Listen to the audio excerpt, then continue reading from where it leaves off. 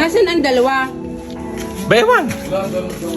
Pag ang aking papamerinda diyan, iubos ng lahat! Diyos ko, ang papamerinda ko sa panggagawa ko. Sila na ang umupak ng umupak. Kaya pala nawawala sa labas. Pangpamerinda ko yan sa mga manggagawa ko ng kwarto. Ako'y humanap sa inyong dalawa. Kayo palang nangunguna. Para naman kayo? Para naman isa. Kayo pa ang nauna sa manggagawa. Ipag pa naman nyo ngayon, lulutuin ko ng aray. Naghakot kami ng hollow block ha. Kailan? Tuto? Kalahating halo ba na ninakot mo? Kakaganda rin kali eh. Pinagmamalaki sa akin. Kaya pala itong dalawa, hindi makita-kita ni Kulot at makotop-topan ang kaluluwa, nandinit pala at nangunguna ng magmerinda sa mga manggagawa ko. Meron din kami yan. Wait, baka masunta ko ng noo mo. Ayan po ang dalawa. Nauna pa po sa manggagawa. Ang manggagawa po ni Lips ay pasal na. Katal na ang manggagawa ko na magbulot. Ay, nasa naman yung juice.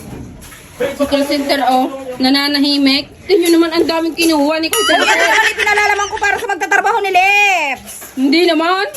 Ayun ang akin. Yung nakatago na pala siyang kanya.